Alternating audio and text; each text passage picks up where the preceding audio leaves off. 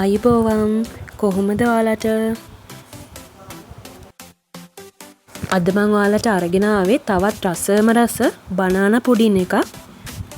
මේක ඊටම පහසුවෙන් හදාගන්න පුළුවන්. මේකට මම ගත්තේ පොඩි ආලමාලු කෙසල් ගෙඩි 5ක් වගේ. ෆ්‍රෙෂ් මිල්ක් හෝ පොල් කිරි මේකට යොදා ගන්නත් පුළුවන්. ඒ අතර සීනි ග්‍රෑම් 150ක් වගේත් ඕන වෙනවා. අපිට පැණි එක හදාගන්න. ඊට අමතරව ජෙලටින් ග්‍රෑම් 10ක් වගේත් ඕන වෙනවා. මේක හොඳට සෙට් කරගන්න. ඒ වගේම බටර් ස්වල්පයකුත් ඕන වෙනවා.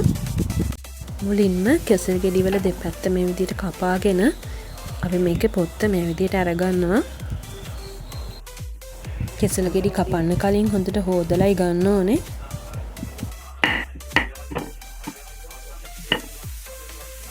වැඩියෙන් ඉදුණු කෙසල් ගන්නත් එපා මේකට. සාමාන්‍යයෙන් භාගෙට ඉදුණු ඒවා තමයි ගන්න ඕනේ. මේ විදිහට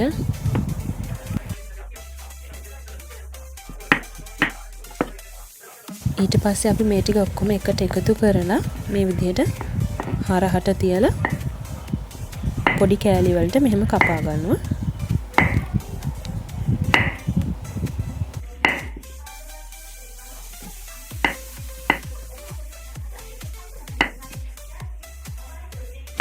ඊළඟට පෑන් එක මේ විදිහට ලිපේ තියාගෙන බටර් ස්වල්පයක් මේ විදිහට දාගමු. හොඳට පෑන් එකේ මේ විදිහට අතුල්ල ගන්න.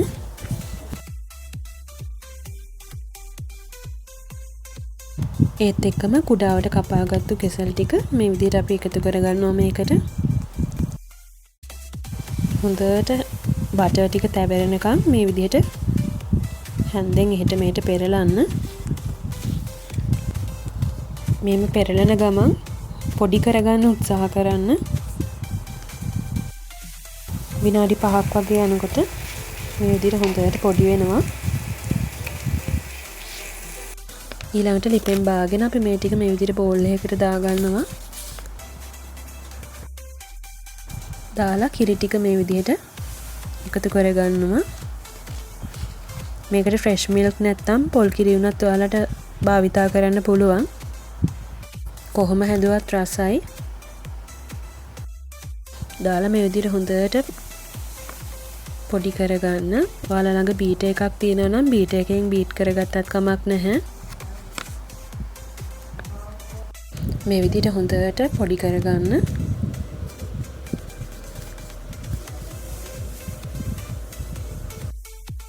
විනාඩි 5ක් පමණ.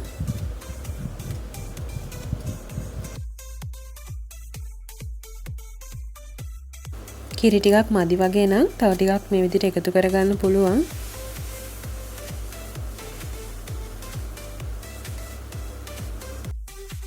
මේක අපි පැත්තකින් තියාගමු. ඊළඟට ජෙලටින් ටික අපි හදාගන්න යන්නේ. මේ විදිහට කඩෙන් මම ජෙලටින් පැකට් එකක් ගෙනාවා. ඒකට උණු වතුර මේ විදිහට මිශ්‍ර කරලා අපි මේ ජෙලටින් ටික හදාගමු.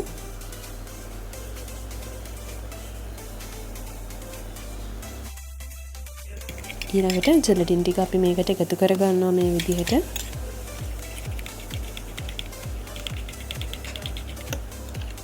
හොඳට මිශ්‍ර වෙනතුරු මේ විදිහට හැඳි ගන්න.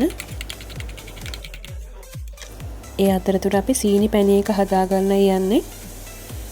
මේ විදිහට පෑන් එක ලිපේ තියලා සීනි ග්‍රෑම් 150ක් මේ විදිහට මම පෑන් එකට මෙහෙම එකතු කරගන්නවා.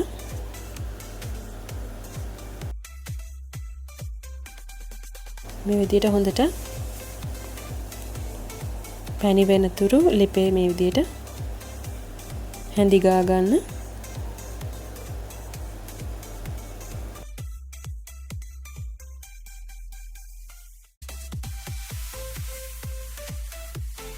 විනාඩි 20ක් වගේ යනකොට මේක හොඳට උණු වෙනවා. මේ විදිහට මම මේක තව විනාඩි 10ක් විතර මේ විදිහට ලිපේ තියා ගන්නවා. හොඳට පැණි වෙනතුරු වතුර ස්වල්පයක් මේ විදිහට එකතු කරගමු. මේ පැණි එක තව ටිකක් හොඳට හැදෙන්න.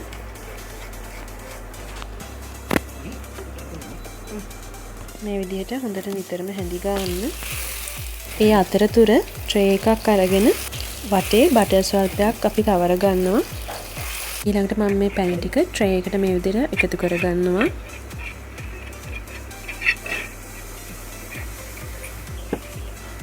හොඳට ට්‍රේ එකේ මේ විදිහට කොන්වල ගෑවෙන්න මේ විදිහට හරව ගන්න.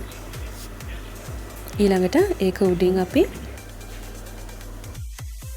අපේ බනානා මිල්ක් ෂේක් මේ විදිහට එකතු කර ගන්නවා.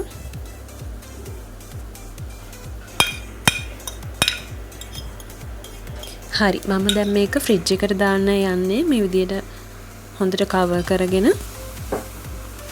ෆ්‍රිජ් එකේ දාලා තියන්නයි හදන්නේ. මේ විදිහට පැය 4ක් 5ක් අතර කාලයක් මේක ෆ්‍රිජ් එකේ තියාගන්න ඕනේ.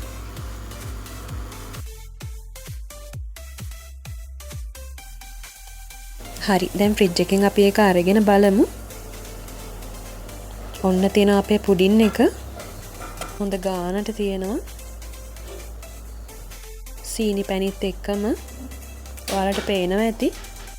මේක මේ විදිහට ලොකු කෑලි වලට කපා ගන්නවා මේ වගේ.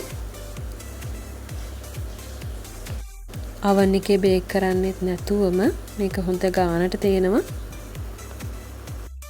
හරිම soft. හරිම රස පාටයි. ඉතින් ඔයාලත් මේ විදිහට හදලා බලන්න ගෙදරදී. පොඩි අයත් ගොඩක් ආස වේවි. රසම රස බනානා පුඩින් ටිකක් කන්න.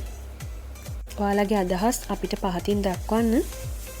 ඒ වගේම තාමත් අපේ channel එකට subscribe කරලා නැත්නම් අදම උඩ තියෙන red bell icon එක click කරලා subscribe කරන්න.